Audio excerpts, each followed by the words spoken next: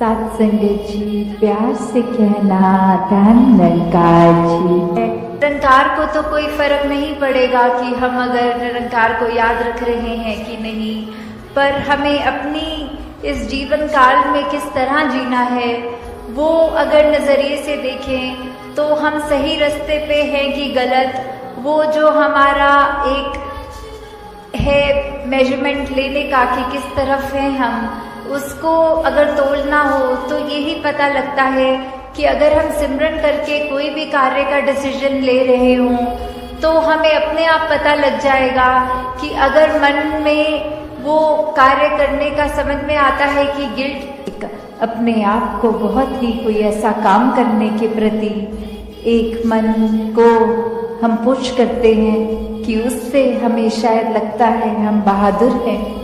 तो असली बहादुरी क्या है?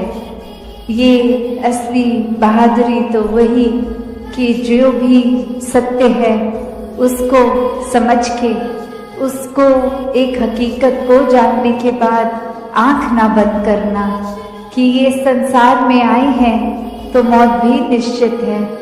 एक जीते जी उस बात को, उस फैक्ट को अगर हम ना भूलें, इस सत्य के पहचान के बाद ये सत्य को जीवन में अपनाएं तो ही वाकई में बहादुर हैं। क्योंकि कायरता तो फिर आंख बंद करने में होगी।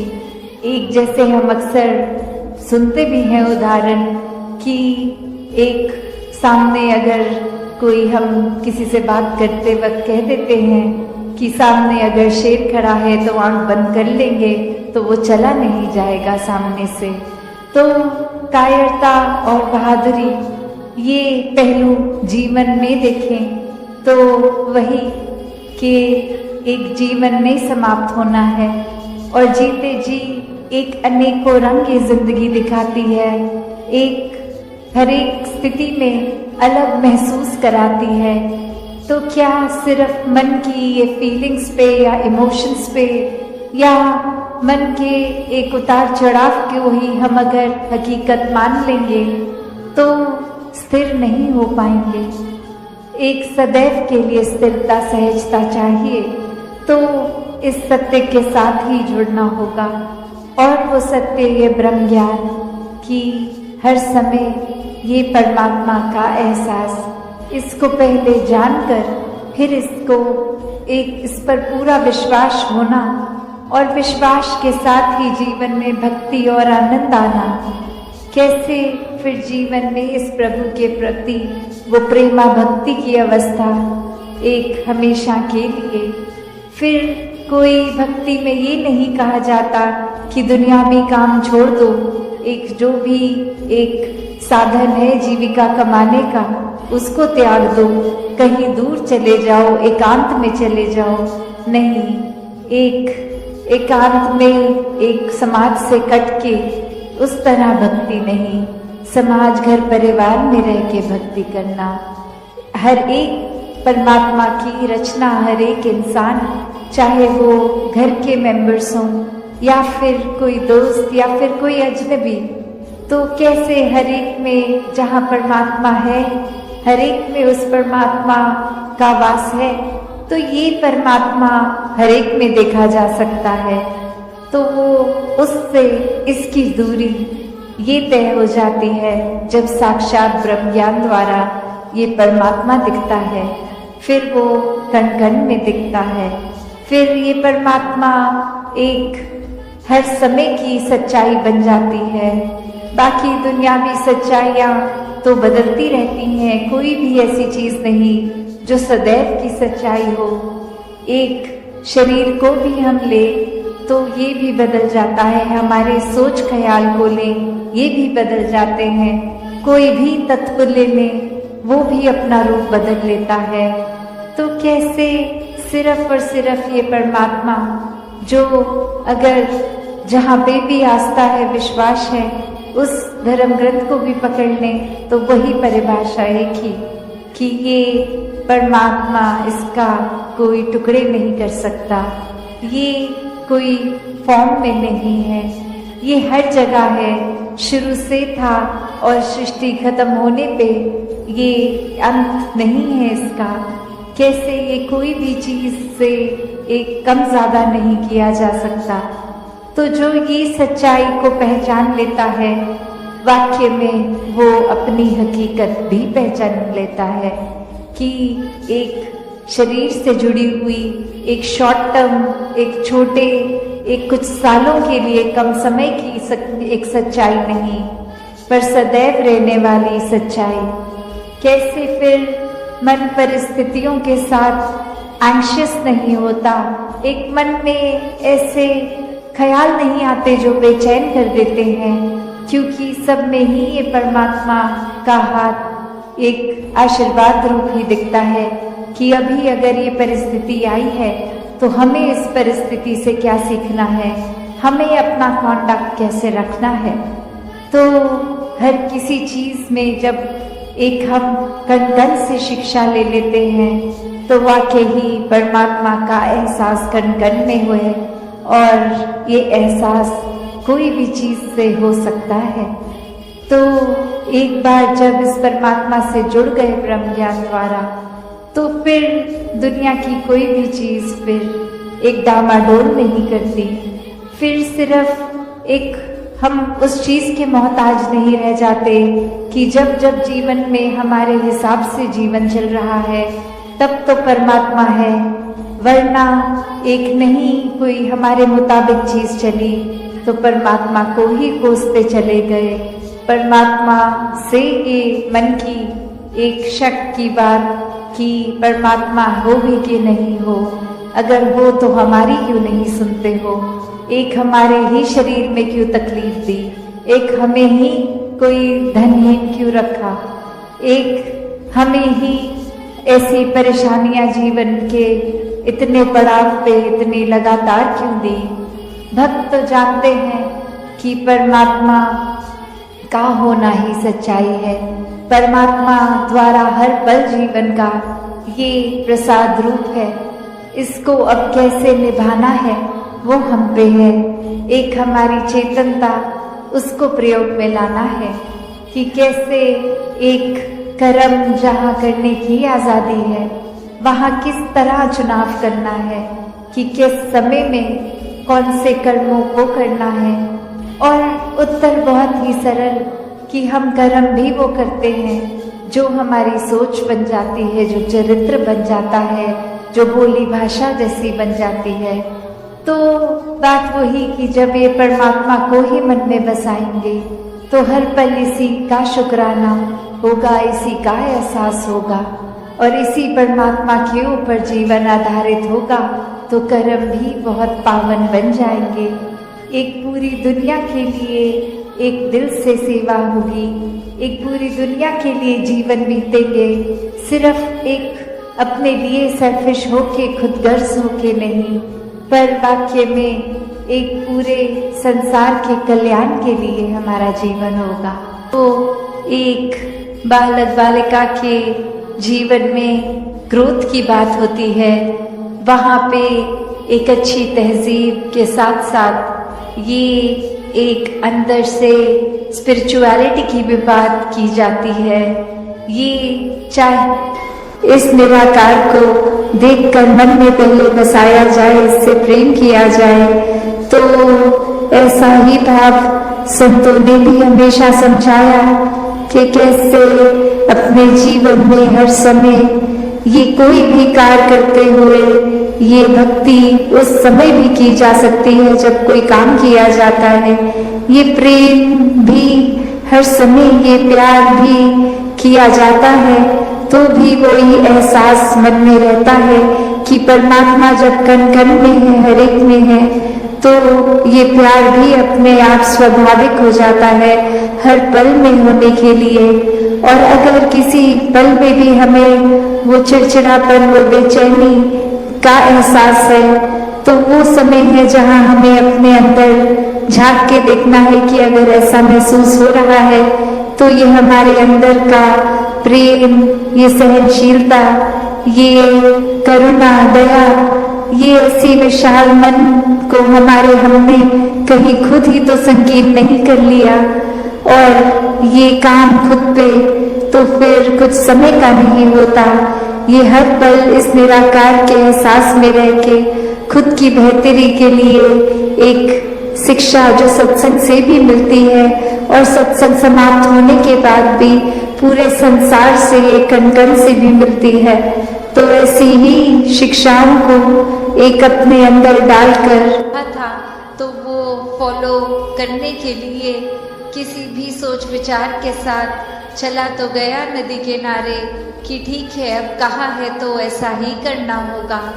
और वहीं काफ़ी देर हो गई और अब गुरु भी इंतज़ार कर रहा है कि ये इतनी देर से लौट के नहीं आया, इतनी देर क्यों लग रही है वो उसको वो सिक्के नदी में बहाने के लिए। तो फिर वो गुरु ही खुद उस नदी किनारे जाते हैं और क्या देखते हैं कि वो शिष्य एक एक करके सिक्के को फेंक रहा है, जिसकी वजह से वो बहुत ही देर लग रही है। वो एक बात फिर तो जब तक ये बात नहीं हम दे पाएंगे अगले को बेनिफिट ऑफ डाउट, तब तक हम वो अर्थ सत्कार ये प्यार कुछ भी नहीं उस तरह दे सकेंगे। क्योंकि हम अपने आप को तो बहुत जल्दी उस तरह माफ कर देते हैं कि चलो ये चीज़ हमसे गलत हो गई, कोई बात नहीं, हम अपने आप को माफ कर रहे हैं। पर वही अगर सामने वाला व्यक्ति कुछ अगर गलत करता है तो एकदम से हम उसका एक वो जजमेंट पास करते हैं, हमें सोच विचार कर लेते हैं कि ये इंसान को तो आज के बाद मुड़कर देखना भी नहीं है। तो हमें इस तरह अपने जीवन में सुधार करना है कि किसी ने अगर कुछ गलत कर भी दिया तो उसके लिए भी मन से यही अरदास करनी है कि दातार कृपा करके ये जो भी कमियां हैं हमारे अंदर दूसरों के अंदर वो दूर होती जाए। से हम जब तक वो एक निरंकार जो इस तरह से देखा जाए, अगर एक व्यक्ति दूसरे को देख रहा है तो उनकी आंखों के बीच में भी वो है, वो अपनी पलकों से भी नजदीक है, जैसे बोलते हैं शारक से भी नजदीक।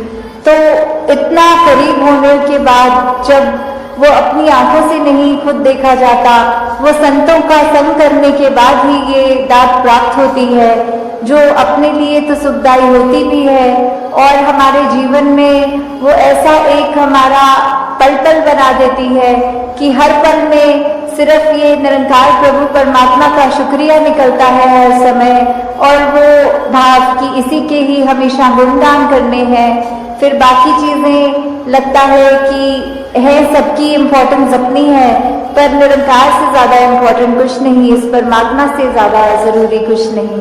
मतलब हो रहा है इससे सिर्फ यही बात कि हम जब जीवन काल की यात्रा अपनी जी रहे हैं तो उसमें हमें क्या एक ऐसा जो बोलते हैं कि एक परमानेंट चीज क्या है कि जो सबसे मजबूत चीज जिसने वो स्थिर है, उसने कभी हमारे उतार चढ़ाव के साथ उतरना चढ़ना नहीं है। जैसे एक तूफान आता है तो हमें बोला जाता है कि कोई ऐसी चीज को पकड़ लो जैसे पेड़ या कुछ जो अपना जमीन के अंदर इतनी मजबूती से जिसकी नींव गड़ी हो, ताकि वो हवा फिर हमें उड़ा नहीं सकती। हमने एक ऐसी स्थिर चीज को पकड़ लिया है जिसके कारण हम भी वो हवाएं हमको उड़ा के नहीं ले जा सकती। तो ऐसे ही जीवन में हम अपने जीवन को तब तक अपना अच्छे से जीवन जी सकेंगे जब तक हम ये निरंकार के साथ अपने मन से ना जुड़े, तब तक वो एक जीवन भी हमारे उतार चढ़ावों के साथ फिर उथल पुथल मचाता है मन में।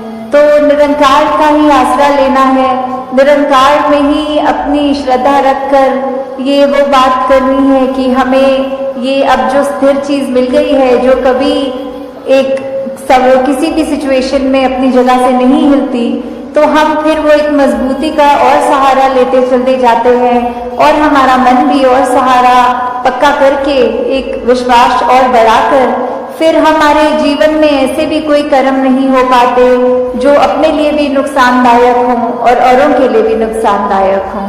इसको हम हर पल अपने जहन में, अपने ऐसे कर्मों में, अपने भावों में पल पल वो हमें पता भी नहीं लगता कि जिस तरह सांस लेना होता है उसके लिए कोई खास समय अलग से नहीं निकलता, कुछ भी करते हुए हम वो श्वास लेते हैं, वैसे ही ये निरंकार का एहसास हमारे मुख से उस तरह कभी तो शब्द रूप में भी सिमरन निकलता है, और कभी अगर कोई अन्य काम में व्यस्त हो तो भी वो एक लिव जुड़ी जिसको बोलते हैं निरंकार के साथ। तो जब वो हो वहां पे हम रहे पूरे समय, तो दिन में कुछ भी करते चले जाएं पर लगातार एक चीज एक कांस्टेंट रहती है, वो है कि ये निरंकार का एहसास। तो जब तक हम वो सिमरन रूप में अपना नाता निरंकार से और गहरा करते जाएं, जितना अधिक से अधिक हो सके मन में भी करें और बोल से भी सिमरन करें, ताकि वही बात कि ये निरंकार ही है जो सही मायने में सब कुछ है और बिना उसके कुछ भी नहीं, और वो खुद भी सब कुछ होते हुए ना उस तरह दिखता है पर फिर भी इतने गुण बिल्कुल निर्गुण होते हुए भी। तो हमें भी ये सब ज्यादा से ज्यादा ऐसे कोशिश करनी है कि हम बिल्कुल वही गुणों को अपने जीवन में उतार पाए, उसी तरह अपने जीवन को चला पाए जिस तरह युगों युगों ने संतों ने चाहा है कि एक कर्म हमारे ऐसे बनते जाएं, एक ऐसा हमारे दिल से दिल का रिश्ता इस निरंकार प्रभु परमात्मा से जुड़े।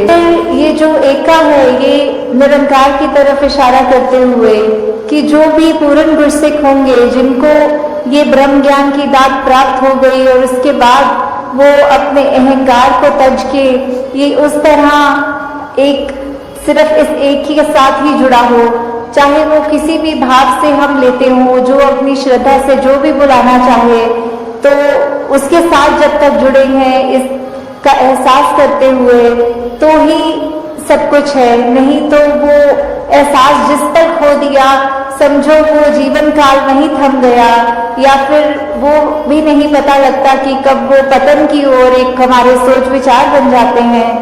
तो हमें किस तरह ये अपने अंदर और मेहनत करनी है कि बस ये एक जो है इसी के साथ और जुड़ते चले जाएं, इसी के साथ अपना हर पल इस तरह बिताएं कि जैसे एक मछली होती है जब उसको पानी से बाहर निकाल दिया जाता है तो कैसे तड़पती है, वैसे ही जिस पल हमें इस निरंकार का चेता भूले उसी समय ये तड़प अंदर से अपने आप वो लिव वापस जोड़ दे।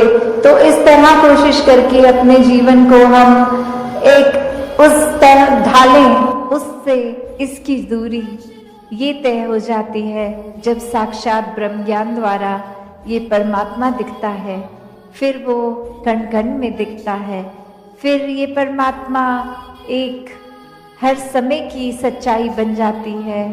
बाकी दुनियावी सच्चाइयाँ तो बदलती रहती हैं, कोई भी ऐसी चीज़ नहीं जो सदैव की सच्चाई हो।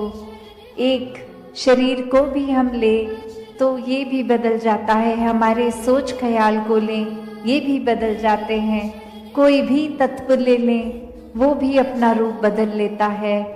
तो कैसे सिर्फ और सिर्फ ये परमात्मा जो अगर जहाँ पे भी आस्था है विश्वास है उस धर्म ग्रंथ को भी पकड़ लें तो वही परिभाषा एक ही कि ये परमात्मा इसका कोई टुकड़े नहीं कर सकता, ये कोई फॉर्म में नहीं है, ये हर जगह है, शुरू से था और सृष्टि खत्म होने पे ये अंत नहीं है इसका। कैसे ये कोई भी चीज़ से एक कम ज़्यादा नहीं किया जा सकता। तो जो ये सच्चाई को पहचान लेता है वाक्य में वो अपनी हकीकत भी पहचान लेता है कि एक शरीर से जुड़ी हुई एक शॉर्ट टर्म, एक छोटे, एक कुछ सालों के लिए कम समय की एक सच्चाई नहीं पर सदैव रहने वाली सच्चाई। कैसे फिर मन परिस्थितियों के साथ एंग्शियस नहीं होता, एक मन में ऐसे ख्याल नहीं आते जो बेचैन कर देते हैं, क्योंकि सब में ही ये परमात्मा का हाथ एक आशीर्वाद रूप ही दिखता है कि अभी अगर ये परिस्थिति आई है तो हमें इस परिस्थिति से क्या सीखना है, हमें अपना कॉन्डक्ट कैसे रखना है। तो हर किसी चीज़ में जब एक हम कण कण से शिक्षा ले लेते हैं तो वाकई ही परमात्मा का एहसास कण कण में हुए, और ये एहसास कोई भी चीज़ से हो सकता है। तो एक बार जब इस परमात्मा से जुड़ गए ब्रह्म ज्ञान द्वारा तो फिर दुनिया की कोई भी चीज़ फिर एक डामाडोल नहीं करती, फिर सिर्फ एक हम उस चीज़ के मोहताज नहीं रह जाते कि जब जब जीवन में हमारे हिसाब से जीवन चल रहा है तब तो परमात्मा है, वरना एक नहीं कोई हमारे मुताबिक चीज़ चली तो परमात्मा को ही कोसते चले गए।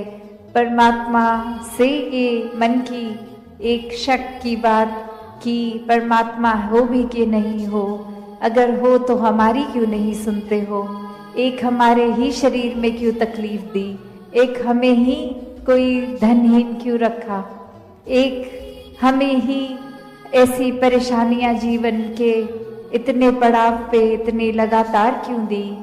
भक्त तो जानते हैं कि परमात्मा का होना ही सच्चाई है, परमात्मा द्वारा हर पल जीवन का ये प्रसाद रूप है, इसको अब कैसे निभाना है वो हम पे है। एक हमारी चेतनता उसको प्रयोग में लाना है कि आज संसार में कहीं भी देखें, ये प्रकृति की ओर भी देखें तो क्या नज़र आता है। जो एक वृक्ष है, पेड़ है, उसका आकार, उसका स्वभाव एक नदी की ओर देखें उससे कितना अलग होगा। ये जिस तरह भी परमात्मा ने पूरी सृष्टि में इस प्रकृति की रचना करी तो सबको एक जैसा ही कार्य नहीं मिला करने के लिए। सब अपने नियम से सूरज का समय, उगने का, ढलने का समय, एक हर चीज़ को जहाँ देखेंगे वहाँ हर एक को एक जैसा सेम काम नहीं मिला हुआ। उसी प्रकार अगर हम फिर ये भी देखें कि हर कोई एक प्रकृति की चीज़ अगर आपस में कहे कि आप मुझसे कितने अलग दिखते हो, आपका कार्य मेरे जैसा नहीं है, आपका सोर्स ऑफ एनर्जी, खाना पीना सेम नहीं है मेरे जैसा, तो इसलिए आपस में भिड़ जाएं।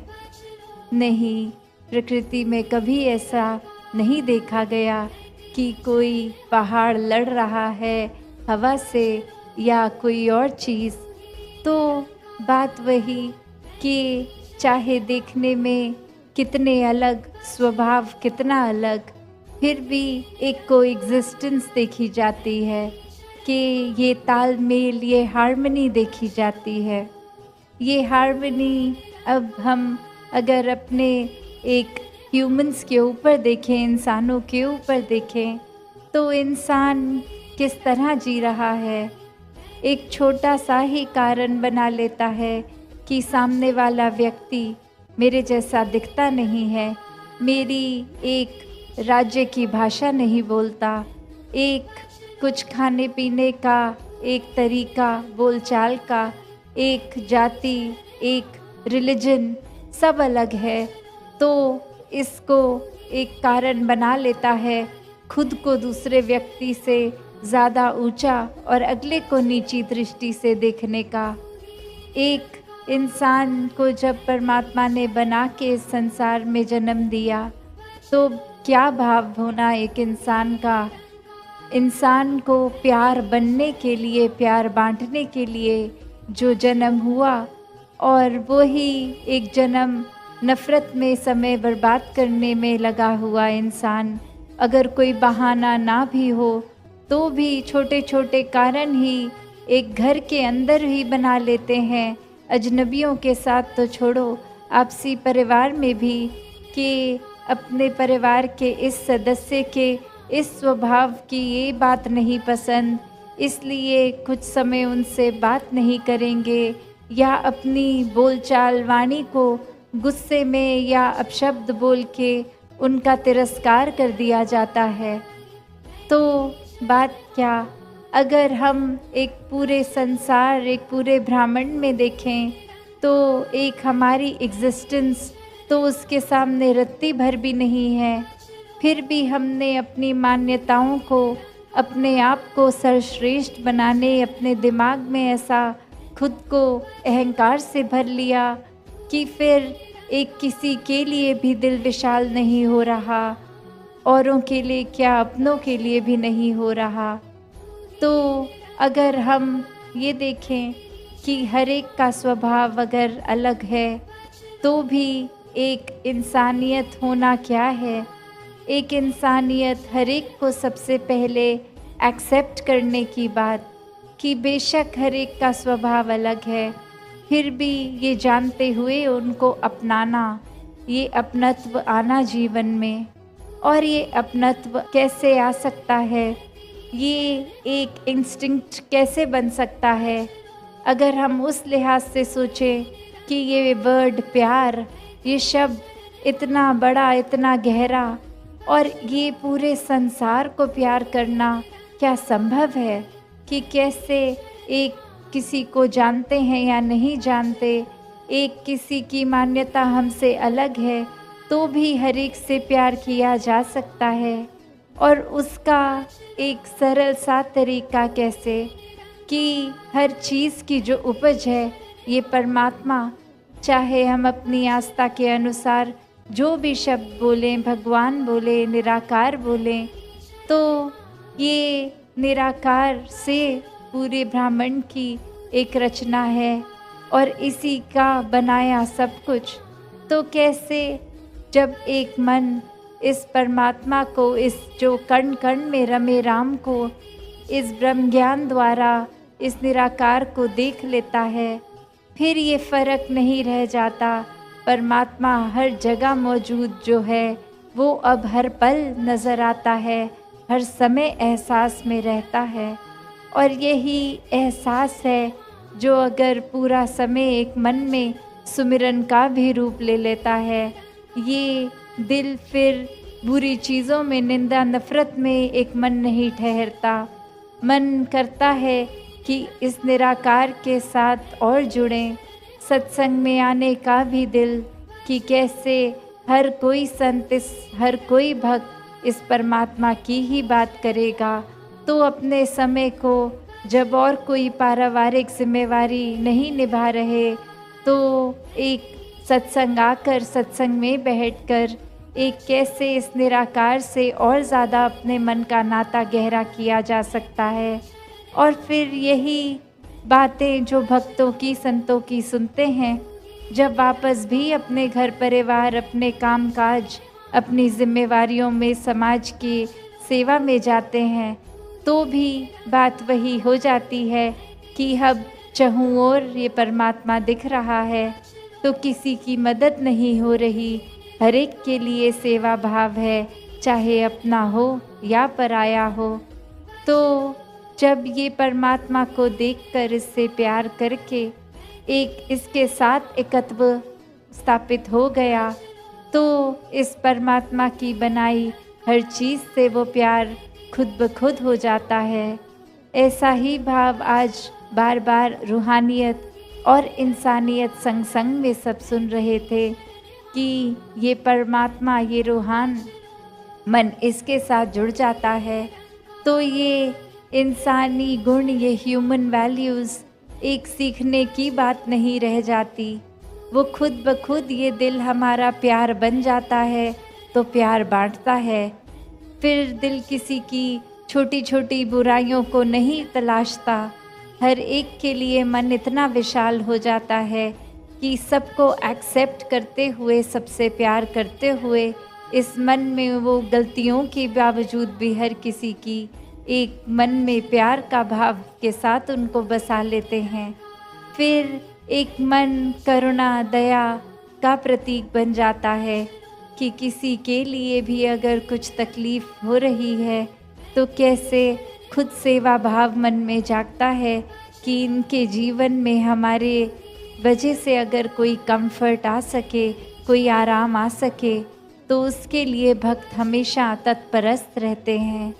तो कैसे ये भाव कि इंसानी गुण सिर्फ स्कूल जाके एक मॉरल साइंस की तरह, एक शिक्षा की तरह अगर सीख भी लिए तो वो हर समय के लिए अंदर नहीं रहते, क्योंकि अपने स्वभाव के इस अहंकार रूप हो या कोई और चीज़ हावी है तो वो अच्छाई उस पल चली जाती है और मन दूषित होकर कहीं और ही लग जाता है। पर जब ये अच्छाई आए ही इस परमात्मा के एहसास से, तो वो हर समय के लिए अंदर रहेगी। फिर वो ऊपरी सिखलाई नहीं, एक अंदर से स्वभाव बन जाएगी। तो ऐसी एक अच्छाई हर समय जीने की शिक्षा ही भक्तजन संतजन देते हैं और कहते हैं कि अभी तक का जीवन, चाहे बाल अवस्था हो या बुजुर्गी, एक संसार में आकर कर्तव्य निभाते हुए एक इस माया में अक्सर इतना उलझ जाते हैं कि फिर वो भूल जाता है कि घर परिवार एक मेहनत करके एक करा भी, तो उसमें इतना खचित ना हो जाएं कि परमात्मा के लिए ही समय ना दें पूरे दिन में। तो जब भक्ति होती है वो तो हर समय की है। उठते जागते खाते पीते ही संत भक्ति करते हैं, कोई अलग से समय निर्धारित नहीं, एक हर पल की भक्ति। तो जब संसार का माया रूप यही धन दौलत वस्तुएं अगर हावी हो रही हैं, तो खुद को वहीं रोककर ये चेतनता जो परमात्मा ने दी है, तो सोचे कि ये जो सामान हमने इकट्ठा किया है इसका सदुपयोग हो रहा है कि दुरुपयोग। जैसे उदाहरण का एक सबसे आसान तरीका जो सबसे दिमाग में पहले बात आती है, एक मोबाइल टेलीफोन की। जब तक तो इसको एक किसी के साथ पॉजिटिव कम्युनिकेशन के लिए यूज़ कर रहे हैं, एक बातचीत हो रही है, दिलों से दिल जुड़ रहे हैं, एक मैसेज की तरह कुछ हो रहा है, तो ये सुख, एक धन है तो मोबाइल खरीदा गया, ये मुबारक है। पर वहीं अगर इसका दुरुपयोग होने लग गया, एक किसी की ईर्ष्या वाले मैसेजेस को ब्रॉडकास्ट किया गया, एक ऐसी बातों को इंटरनेट पे सिर्फ जहाँ किसी की बुराई हो रही है, वो चुगली हो रही है, उसको ही नॉलेज को देखते गए, तो फिर वो एक बात जो सुख के लिए थी वो परेशानी का भी अपने लिए कारण बन जाती है। कैसे फिर जो अभी हम सत्संग में भी एक स्पीच में श्रवण कर रहे थे कि अंधेरा है तो अपने घर में हर जगह ठोकर बज रही है, वो बेड भी एक ठोकर लग रही है उसके कोने से, और वहीं प्रकाश हो गया। तो कैसे नज़र आ रहा है ये बेड है, ये फ्रिज है, और अब कैसे उसका आनंद लिया जा रहा है, उसका एक शुभ लाभ हो रहा है। नहीं तो वही सुख की चीज़ दुख का कारण बन रही थी। तो संतों ने भी जिस तरह लिखा है कि तिमिर गयो रवि देखते, ये अंधेरा सालों साल का इस आत्मा का, ये कितने ही अंधकार में न जाने कितने एक शरीर बदलते हुए अपना आप को जहाँ कन्फ्यूजन में वही शरीर मान लेती है, और जब ये मनुष्य का चोला मिलता है तो ये गोल्डन अपॉर्चुनिटी, ये सर्वश्रेष्ठ इस योनि को कहा गया, क्योंकि इसी योनि में एक परमात्मा की प्राप्ति संभव है। तो इस आत्मा का युगों युगों का अंधेरा कि ये जो भ्रमित हो गई, ये कन्फ्यूजन दूर करने के लिए ये जो मौका मिला कि इसमें भी अगर हम और योनियों में देखें, ये निद्रा भोजन भोग भय ये हर एक योनि में चल रहा है।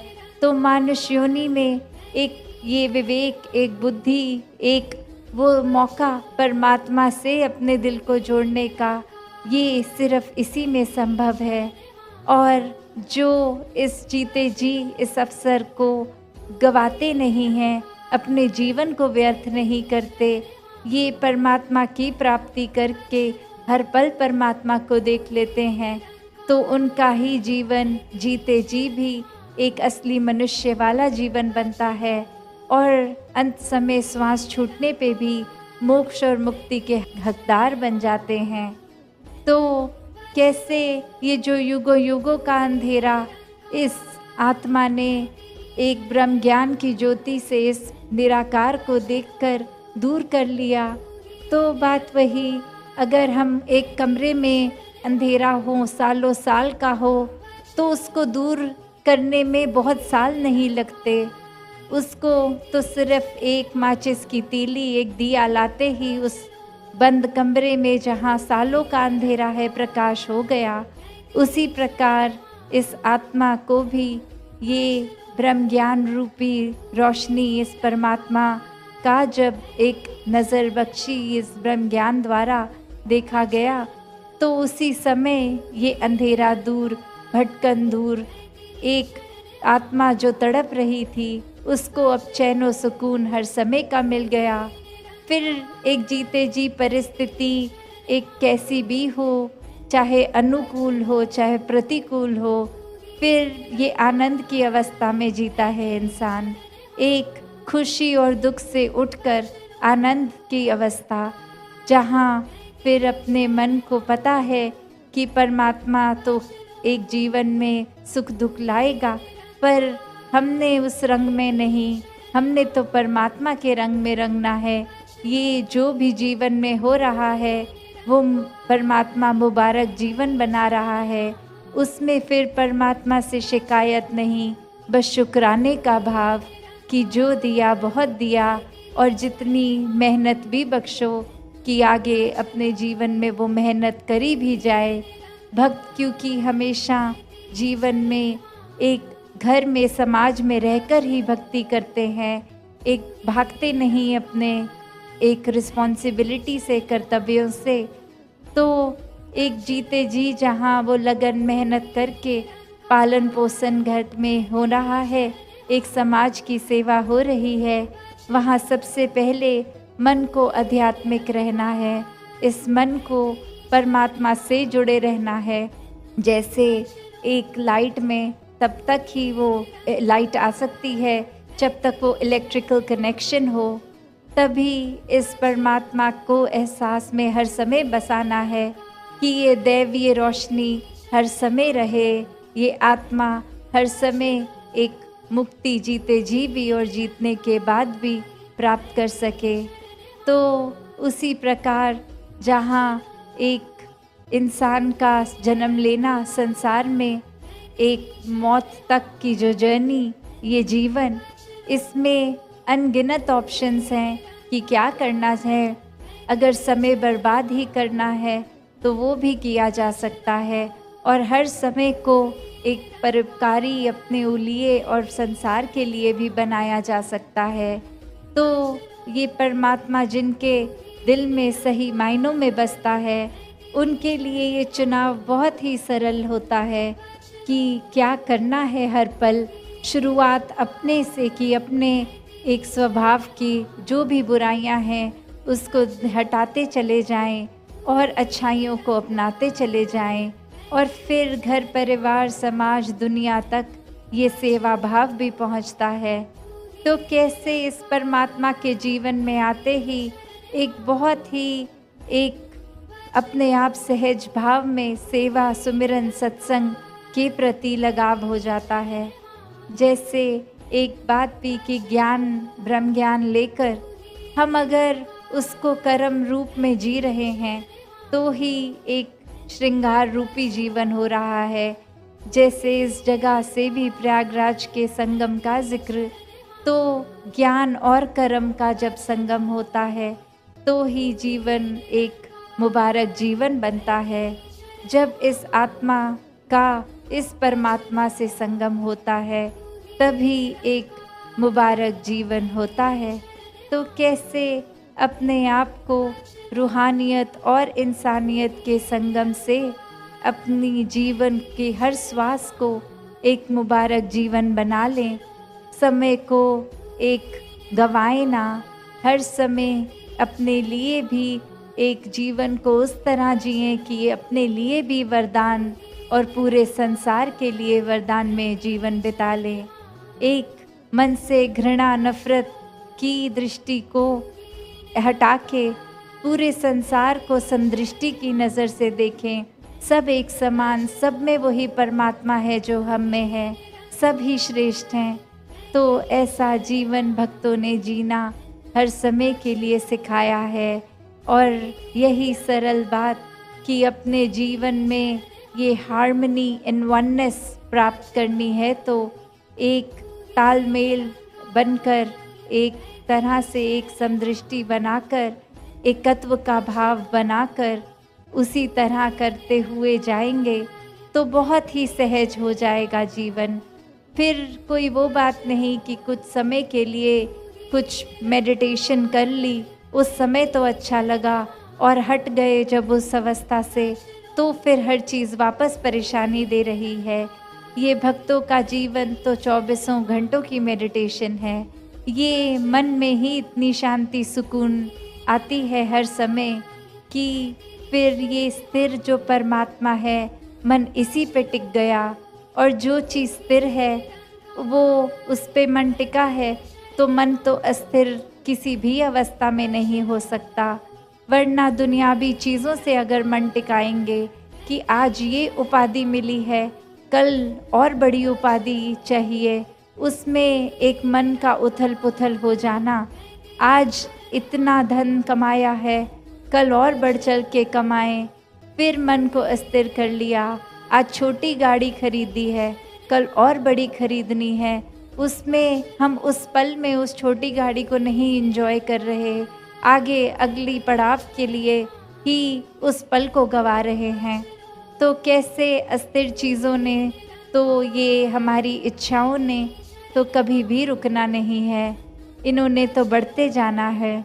जब जितना ज़्यादा एक चीज़ से जुड़ेंगे, वो एक समय के लिए सुख अगर है भी, अगले पल दुख बन जा रही है। तो ऐसे ही एक दुखों से अपने आप को दूर करने का फिर वही एकमात्र एक परमात्मा ही है।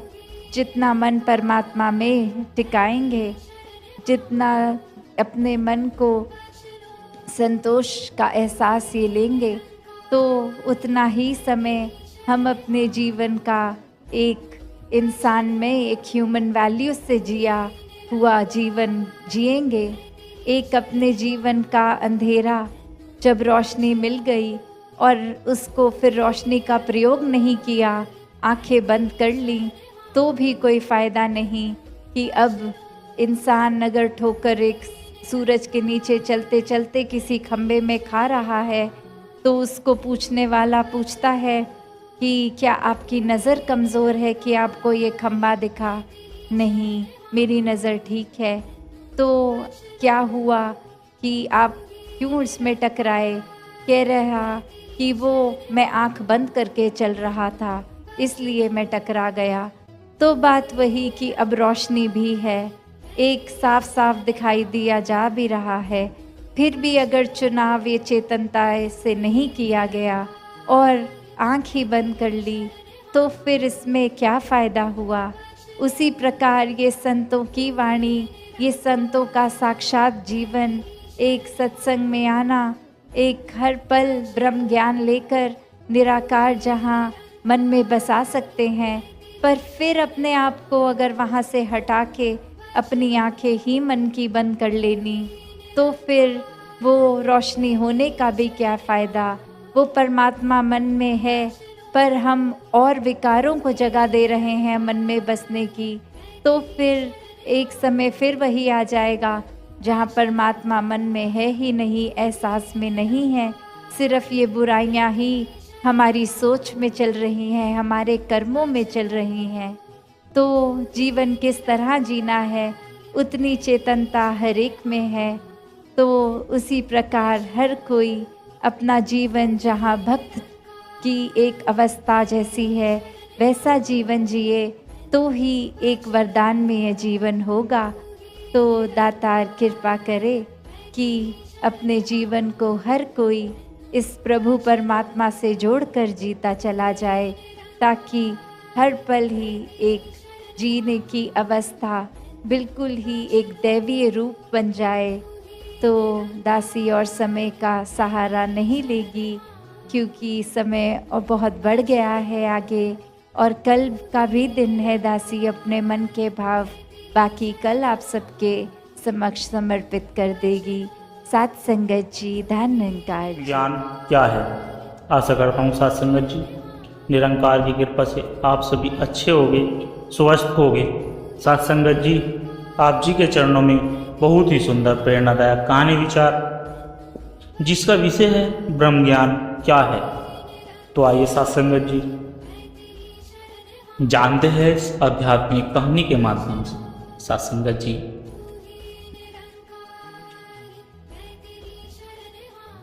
क्या आपने कभी सोचा है कि जीवन का वास्तविक उद्देश्य क्या है? हम किस दिशा में जा रहे हैं और किसे पाने की तलाश में हैं? क्या यह शरीर ही सब कुछ है या इसके पार भी कोई सत्य है? साथ संगत जी आज की इस प्रेरणादायक कथा में हम जानेंगे कि ब्रह्म ज्ञान क्या है और कैसे यह ज्ञान एक सामान्य मनुष्य को दिव्य बना देता है। आइए साथ संगत जी एक ऐसे युवक की कहानी सुनते हैं जिसने जीवन की आपाधापी में खुद को खो दिया था, लेकिन फिर ब्रह्म ज्ञान ने उसकी आंखें खोल दी। गांव के एक छोटे से कोने में रहने वाला अर्जुन एक होशियार लेकिन हमेशा असंतुष्ट युवक था। उसके पास पढ़ाई, पैसा और प्रतिष्ठा तो थी, लेकिन आत्मिक शांति नहीं थी। रोज मंदिर में जाता, पूजा करता, मगर अंदर की बेचैनी कम नहीं होती थी। एक दिन उसने भगवान से गुस्से में कहा, क्या तुम वाकई हो या हम सब मूर्ति की पूजा करते हैं? वो सवाल उसे रात भर सोने नहीं देता था। अर्जुन शहर गया था एक प्रतियोगिता परीक्षा देने के लिए। वहां बस स्टैंड पर बैठे एक वृद्ध संत से उसकी मुलाकात होती है। संत उसे बस एक सवाल पूछते हैं कि क्या तुमने खुद को जाना है? अर्जुन हंसकर कहता है, मैं खुद को कैसे जानूंगा? मैं अर्जुन हूँ। संत मुस्कुराते हैं और कहते हैं, तू अर्जुन है, ये तेरा नाम है, पहचान नहीं। पहचान जाननी है तो ब्रह्म को जान। संत अर्जुन के पास में आने का निमंत्रण देते हैं। पहले तो अर्जुन को लगता है कि ये कोई धर्म का प्रचार होगा, पर जब वो जाता है उसे जीव माया और ब्रह्म के रहस्य बताए जाता है।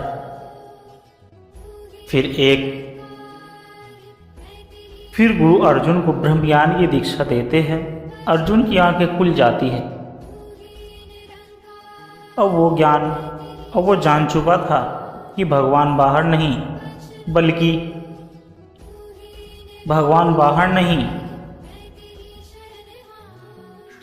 बल्कि उसके भीतर भी है। हर कण में वही परमात्मा है। अब वो जान चुका है, मैं शरीर नहीं हूँ, मैं आत्मा हूँ। ब्रह्म ज्ञान अर्जुन के भीतर की आग को शांति में बदल देता है। वो अब लोगों की सेवा करता है, किसी से द्वेष नहीं करता और हर परिस्थिति में परमात्मा को याद करता है। घर, समाज, कामकाज, सब जगह वही आनंद का अनुभव करता है। अर्जुन अब सुबह खुद एक मार्गदर्शन बन चुका था। सुबह के युवा, गांव के युवा बूढ़े सब उससे प्रेरणा लेते और कहते, जो आत्मा को जान गया वह ब्रह्म को जान गया, और जिसने ब्रह्म को जान लिया उसके लिए कुछ भी अधूरा नहीं।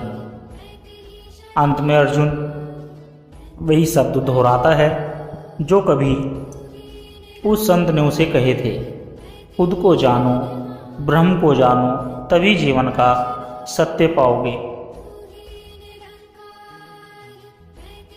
सत्संगत जी, रूपचंद एक गरीब किसान था जो हिमालय की तलहटी में बसे एक छोटे से गांव में रहता था। उसका जीवन सादगी से भरा हुआ था, पर मन में एक बेचैनी हमेशा रहती थी कि मैं कौन हूँ? क्या ये जीवन सिर्फ एक हल चलाने, भोजन पाने और एक दिन मर जाने के लिए है? वह गांव के मंदिर में रोज जाता, पर उसे कभी संतोष नहीं मिलता। एक दिन उसने वहाँ के पुजारी से पूछा, पंडित जी, क्या भगवान को देखा जा सकता है? पंडित जी बोले, भगवान निरंकार है, देखे नहीं जा सकते, पर पूजा करते रहो, एक दिन मोक्ष मिलेगा। रूपचंद की बेचैनी और बढ़ गई। मैं मरने के बाद मोक्ष चाहता भी नहीं। मैं अभी जानना चाहता हूँ कि मैं कौन हूँ और भगवान कौन है। एक दिन एक साधु बाबा गांव से होकर गुजर रहे थे। रूपचंद ने उन्हें पकड़ लिया। बोला, बाबा कृपा करके भगवान बताइए कहाँ रहते हैं। बाबा ने मुस्कुराकर कहा, भगवान कहीं बाहर नहीं रहते, तेरे अंदर रहते हैं, पर जानने के लिए ब्रह्म ज्ञान चाहिए। रूपचंद जिद पकड़कर बैठ गया। मुझे ब्रह्म ज्ञान दीजिए बाबा, मैं तैयार हूँ। इससे पहले मैं आपको जाने नहीं दूंगा। बाबा बोले, ब्रह्म ज्ञान कोई किताब नहीं जिसे पढ़ा जाए या अनुभूति है, और उसके लिए पहले तेरा पात्र बनना जरूरी है। बाबा ने रूपचंद्र को 40 दिन की सेवा में लगा दिया। बिना सवाल किए सुबह से शाम तक आश्रम के कार्यों, खेती की सफाई, भंडारे में खाना बनाना, रोज 1 घंटे का ध्यान। 40वें दिन बाबा ने उसे एक चुटकी मुट्ठी दी और बोले, से भगवान, इसमें भगवान को देख। रूपचंद्र हंस पड़ा और बोला, बाबा ये क्या मजाक है। बाबा गंभीर हो गए। बोले, तू हर वस्तु को अलग अलग मानता है, इसलिए तुझे कुछ नहीं दिखता। मिट्टी क्या, तू खुद को भी नहीं जानता। ब्रह्मज्ञान यही है, जानना कि हर कण में वही चेतना है, वही परमात्मा है। बाबा ने आंखें बंद करने को कहा और ध्यान कराया। फिर धीरे धीरे से कहा, अब अपने भीतर देख, तू शरीर नहीं है, तू आत्मा है। आत्मा वही है जो ब्रह्म है। उस क्षण रूपचंद्र को ऐसा लगा जैसे उसके भीतर कुछ फट गया हो और वो रो पड़ा। उसे पहली बार लगा कि वह किसी छोटे जीवन का हिस्सा नहीं बल्कि विराट ब्रह्म का अंश है। रूपचंद जब वापस अपने गांव लौटा तो सबको लगा कि वो कोई और हो गया है। वही आदमी, वही घर, वही खेत, पर अब वह हर व्यक्ति में भगवान को देखने लगा। एक शराबी को देखकर उसने कहा, इसमें भी वही आत्मा है जो मुझ में है, बस माया ने इसे ढक लिया। एक झगड़ालू से उसने कहा, तू मुझे गाली नहीं दे रहा, तुझे अपने ही भीतर का अहंकार परेशान कर रहा है। उसने न किसी को उपदेश दिया, न धर्म की बात की, बस अपनी चेतना से लोगों को प्रभावित किया। गांव के लोग धीरे धीरे उसकी ओर खींचने लगे।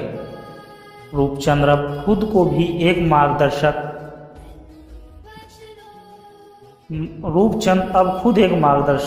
बन गया था, पर वह कभी खुद को गुरु नहीं कहता था। उसका कहना था, मैं न तो तुम्हारा उद्धार कर सकता हूँ, ना ही मोक्ष दिला सकता हूँ, पर हाँ, तुम्हें तुम्हारे भीतर झांकने में मदद जरूर कर सकता हूँ। उसने सिर्फ इतना कहा। ब्रह्म ज्ञान कोई चमत्कार नहीं, बल्कि सबसे सीधा और सच्चा अनुभव है। यह जानना कि मैं कौन हूँ और वही हर जगह है। एक दिन एक लड़का उसके पास से आया और पूछा, बाबा क्या आप भगवान को देख सकते हैं?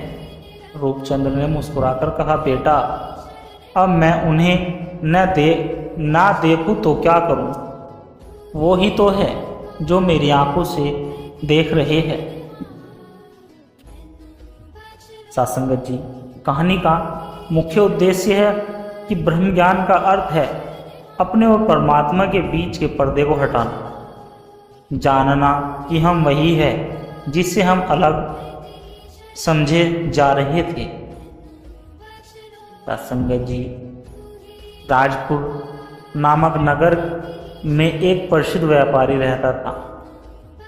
उसका नाम शिवदत्त था। धन, मान, सम्मान सब कुछ उसके पास था,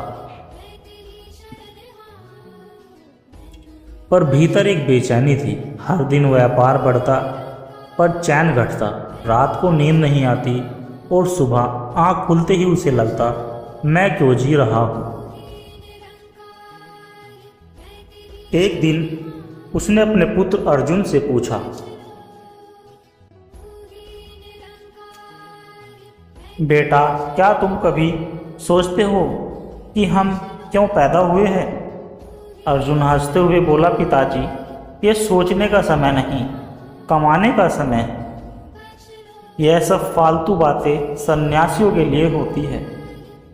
शिवदत्त चुप हो गया, पर उस रात उसने भगवान से प्रार्थना की कि हे प्रभु, हे ईश्वर, मुझे वो राह दिखा जो मुझे सच्ची शांति दे सके। कुछ दिन बाद नगर में एक सन्यासी आए। वे कुछ नहीं मांगते थे, ना चमत्कार दिखाते थे, बस चुपचाप एक पीपल के नीचे बैठते और आने जाने वालों को मौन से देखते। शिवदत्त किसी अदृश्य खिंचाव से उनके पास पहुंचा और पूछा, स्वामी जी, मुझे शांति चाहिए, मुझे संन्यास लेना पड़ेगा क्या? स्वामी जी बोले, संन्यास वस्त्र से नहीं होता, दृष्टि से होता है। तो अभी संसार में रहकर भी मुक्त हो सकता है, पर पहले अपने भीतर की असल खोज शुरू कर। शिवदत्त ने संकल्प लिया और कहा, अब मैं खुद को खोजूंगा। शिवदत्त ने व्यवसाय अपने बेटों को सौंपा और एक छोटी कुटिया बनाकर एकांत में रहने लगा। हर सुबह उठता, नदी में स्नान करता और ध्यान करता। मन शांत होने लगा, विचारों की भीड़ छटने लगी। एक दिन ध्यान में उसने एक प्रश्न कोंदा कि क्या मैं आत्मा हूं या शरीर?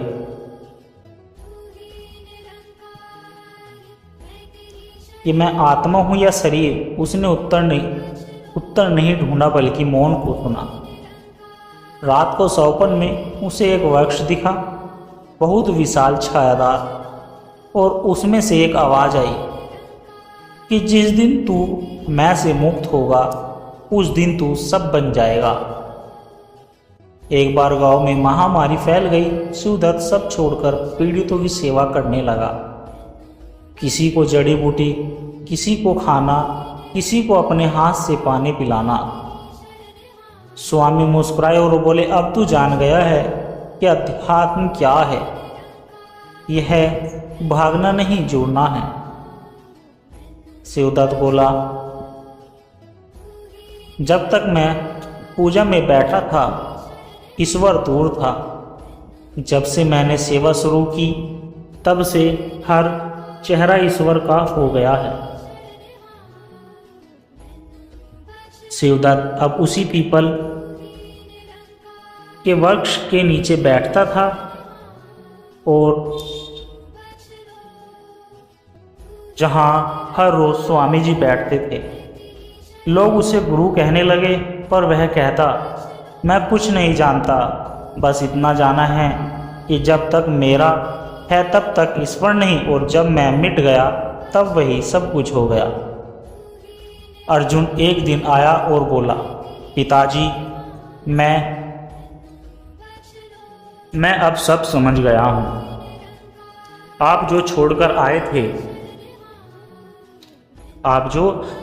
आए थे वही सब मैंने पाने के लिए अपना चैन खो दिया। क्या मैं भी इस वृक्ष के नीचे बैठ सकता हूँ?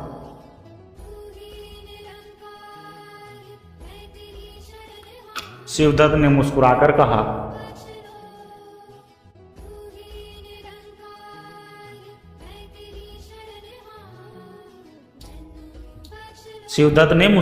कहा, बेटा, विरक्ति का वृक्ष बाहर नहीं, भीतर उगता है। जब तू भीतर से ईश्वर को स्वीकार कर लेगा, तेरा हर कर्म तपस्या बन जाएगा।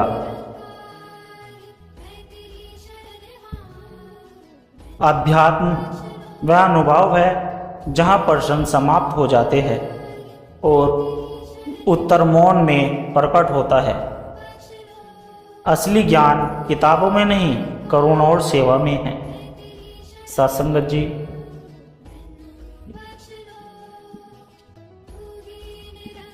प्रेम की परीक्षा। गांव के किनारे बसे एक खेत में हरिदास नाम का एक किसान रहता था। वह बहुत ईमानदार, मेहनती और शांत स्वभाव का था, पर उसके भीतर एक खालीपन था, एक ऐसा पश्चाताप जो हर सुबह उसे झकझोर देता था। क्या मैं केवल अनाज उपजाने के लिए पैदा हुआ हूँ? क्या भगवान सच में है? और क्या उनसे मिला जा सकता है? गांव के लोग उसे भोला कहते थे, क्योंकि वह मंदिर जाकर घंटों भगवान से बातें करता, जैसे कोई अपने प्रिय से करता है। वह कहता है, हे प्रभु, एक बार आकर कह दो कि तुम हो, बस एक बार।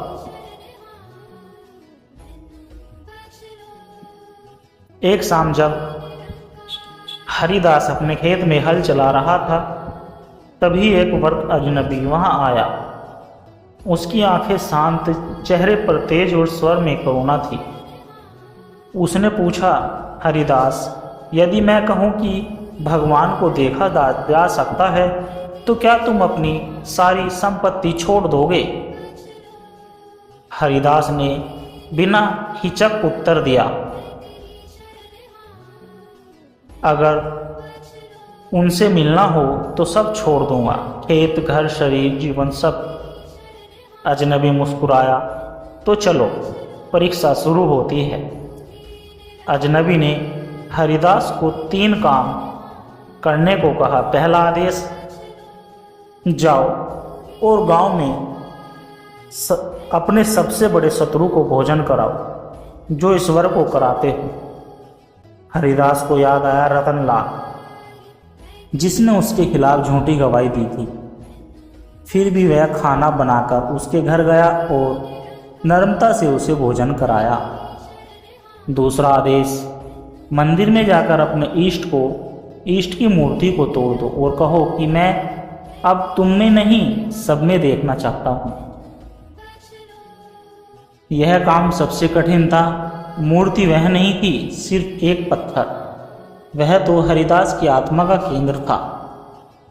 पर फिर भी आंसुओं के साथ उसने कहा, हे प्रभु, अब मैं तुझे मिट्टी में नहीं, जीवन में खोजूंगा। तीसरा आदेश, जाओ और नदी के पास बैठकर 3 दिन तक किसी से बात न करो, सिर्फ खुद से बात करो। वहां 3 दिन बस हरिदास की आंखों से पर्दे हट गए। वह रोने लगा, अब मुझे दिखाई दे रहा है, हर कण में वही है और मैं ही उसे ढूंढ रहा था। तीसरी रात को वही अजनबी फिर आया, पर इस बार उसका शरीर नहीं बल्कि प्रकाश से बना था। हरिदास की आंखें बंद थी, पर भीतर सब कुछ खुल गया था। वह बोला, हरिदास, तूने सच्चा प्रेम किया, तुझे भगवान को देखना नहीं पड़ा, तुझे अनुभव हुआ, क्योंकि अब तू अलग नहीं रहा, तू ही वो बन गया जिसे तू खोज रहा था। यही ब्रह्म का साक्षात्कार है। हरिदास लौट आया, पर अब वह पहले जैसे नहीं था। न उसने कोई चमत्कार किया, न ज्ञान बांटा। बस उसकी मौन उपस्थिति में लोगों का हृदय बदलने लगा। रतनलाल उसके पास आया और रो पड़ा। बच्चे उसके साथ बैठकर घंटों मौन में रहते वर्द कहते, हरिदास, अब कोई आदमी नहीं, चलती फिरती शांति है। हरिदास एक दिन खड़ा होकर बोला, प्रभु को बाहर नहीं खोजो, जब तक अह है तब तक भगवान बाहर दिखते हैं, जब अह मिट जाए तब सब वहीं हो जाता है। सत्संग जी, असली अध्यात्म यह नहीं कि तुमने कितने शास्त्र पढ़े, बल्कि यह है कि तुमने कितना प्रेम किया। जब प्रेम बिना शर्त के होता है तो वही ब्रह्म प्रकट होता है। प्रभु को देखने की जरूरत नहीं, बस तुम स्वयं मिटते हो। जब तुम स्वयं मिटते हो तब ही तुम्हारे रूप में जगमगाता है। यही है ब्रह्म ज्ञान, यही है मुक्ति। सत्संगत जी, दास के द्वारा कहे गए प्रेरणादायक कहानी विचार आशा करता हूँ आप जी को अच्छे लगे होंगे। दास की आप जी के चरणों में विनती है कि वीडियो को लाइक करें, चैनल को सब्सक्राइब करें और कमेंट बॉक्स में धन निरंकार जी जरूर लिख दे और दास को आशीर्वाद दे कि हर रोज़ आप जी के चरणों में ऐसे ही प्रेरणादायक कहानी विचार लेकर आता रहूं। और साथ संगत जी, दास के चैनल सोना इंस्पायर विचार को सब्सक्राइब जरूर कर ले। साथ संगत जी, प्यार से कहना धन निरंकार जी।